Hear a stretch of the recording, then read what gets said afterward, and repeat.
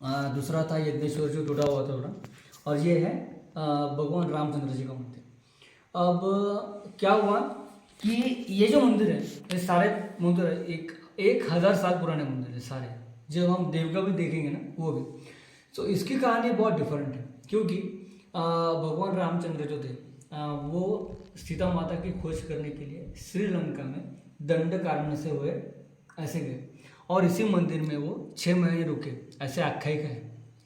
तो उनको यहाँ पे ऐसी खबर मिली इस मंदिर में या इस परिसर में कि आपके पिताजी की डेथ हो चुकी है।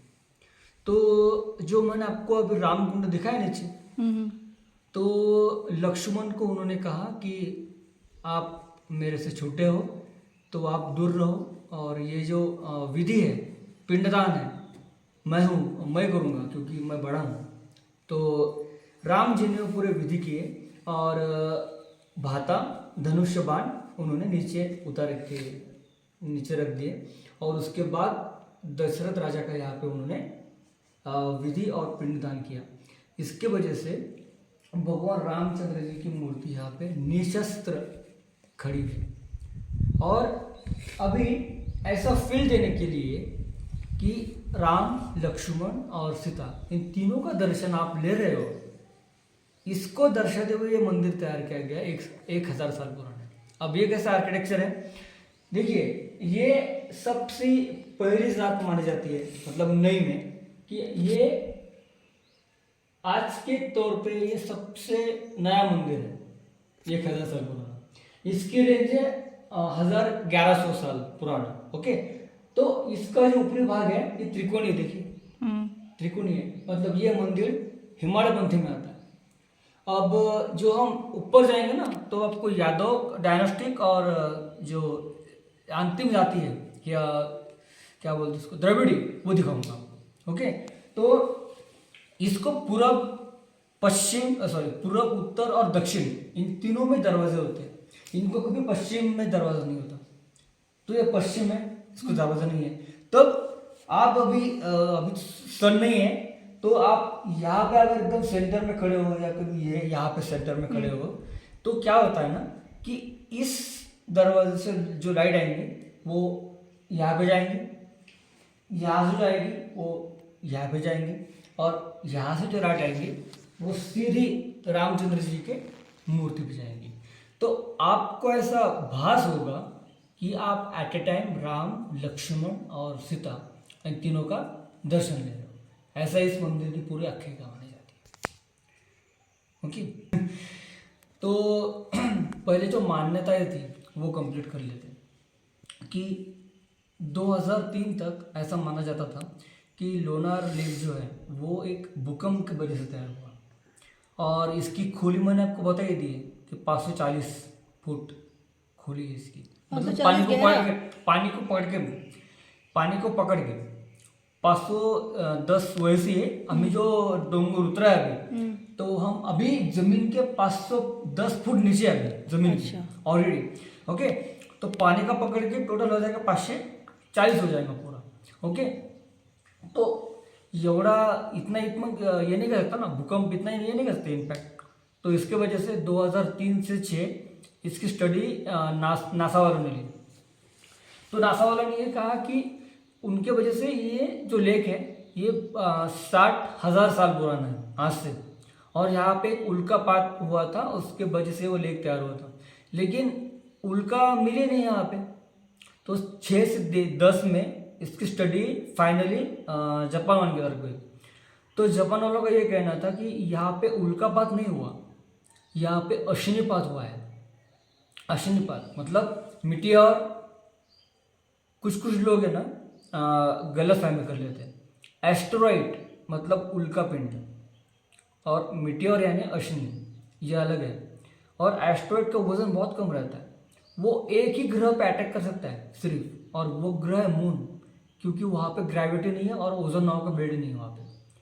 तो आकाशगंगा के भीतर जो होता है वो उल्कापात होता है, और उसके नीचे जिस भी ग्रह में ग्रेविटी है तो वहाँ पे उल्कापात नहीं, वहाँ पे अश्निपात होता है। ले लीजिए हमारे पृथ्वी की बात, तो हमारी पृथ्वी पे टोटल 240 ऐसे लेक है, जो लोग बोलते हैं कि उल्कापाती है, लेकिन वो अशनीपाती है, क्योंकि अशनी का वजन बहुत ज़्यादा रहता है। ये तो एक मामूली टुकड़ा आपको दिखाऊंगा मैं। तो पूरा वजन उसका था 30 लाख टन, और वो प्रति सेकंड 20 किलोमीटर रफ्तार से वो नीचे आ रही थी और ओजोन को तोड़ते हुए जा रही थी।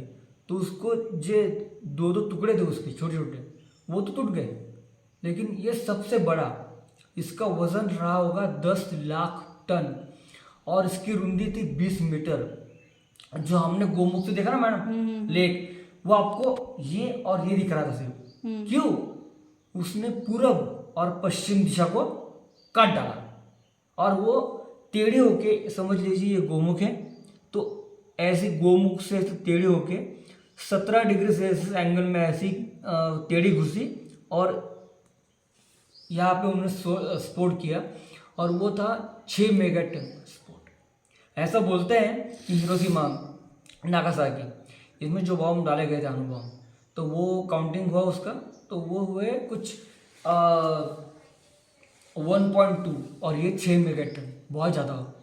तो इसके वजह से, और एक खारे पानी का क्यों बना, वापस से एक सवाल होता है ना खड़ा, कि ये जो पत्थर था अशनी, इसमें मेटल, उसके क्षारीय गुणधर्म और ये सब था, अम्लरी और क्षारी पूरे दोनों एक था।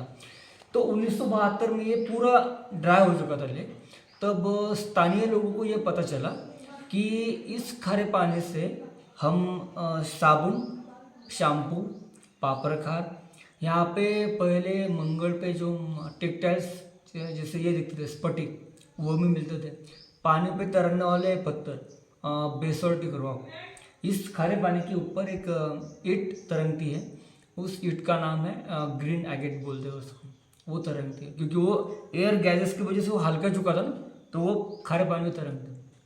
और एक बावड़ी मिली थी मैम, तो अभी अंदर गई वो पानी में, लेकिन समझ लीजिए ये देवी का मंदिर है और ये लेक है, यहाँ पे कुछ नहीं है। ओके, तो इस साइड का पानी लोगों ने निकाला तो एकदम मीठा निकला, इस साइड का निकला तो पूरा खारा। और आश्चर्य इस बात का होता है कि उस बावड़ी को बीच में दीवार नहीं, और उसको पुराने ज़माने में एक धार्मिक नाम दिया था लोगों ने, उसको बोला था सास बहू का कुआं। सास बहू कुआं, क्योंकि पहले ज़माने में बहुत, जाने दीजिए अभी, बहुत ऐसे किस्से धार्मिक है। जो अभी हमने जो पानी देखा मैडम, जो आ रहा था, तो वो प्योर मीठा पानी था, रामकुंड वाला। हाँ, रामकुंड वाला नहीं, इसके पहले जो पानी देखा हमने वो सारा मीठा पानी अच्छा, था। हाँ ठीक। आप कोई भी पी लो तो मीठा लगेगा आपको। ओके, हाँ, गोमुख से लेकर जो यहाँ तक पानी आ रहा है वो सारा मीठा पानी है। लेकिन लेक को एक दूसरा भी कड़ है, वहाँ से पानी झिरकता है पूरा, तो ऑटोमेटिकली खारा होता है। तो वो खारा पानी और मीठा पानी एक ही बावड़ी में जाते हैं और वो मिक्स नहीं होते, ये फैक्ट है। अच्छा, ये इसका साइंटिफिक रीजन है, ये गाइड लोगों को और हमारे गुरुजी को पता था। और ऐसा ही एक सेम टू सेम लेक चांद पे भी है, उसका नाम है लूनार 2। देखिए, आपको तो पता ही है कि सबसे पहला पैर रखने वाले हमारे नील आर्मस्ट्रॉन्ग 1970 में।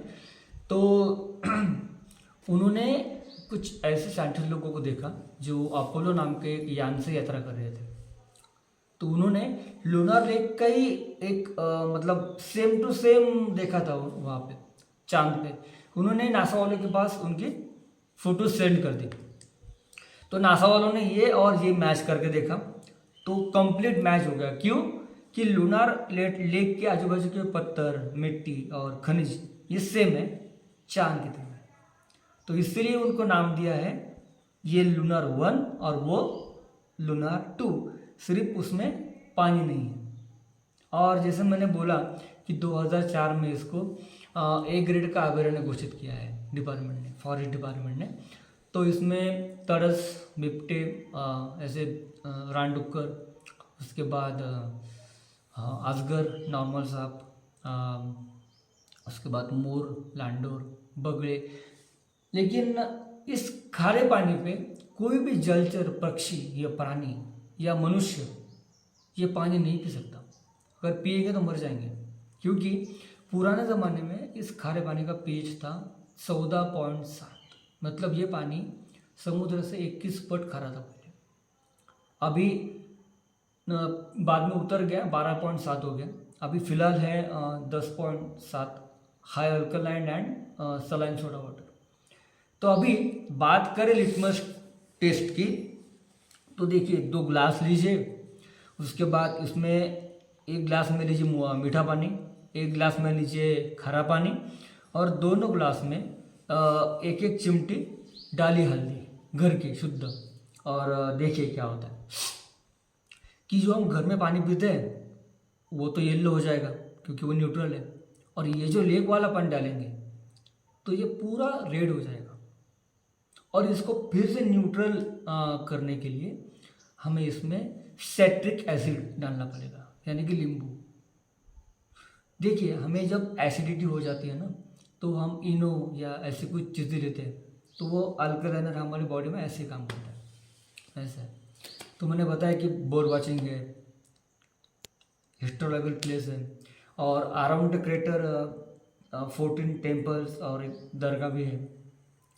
तो हमने अभी 2-3 मंदिर तो देख लिए, अभी हमें आगे जाना है।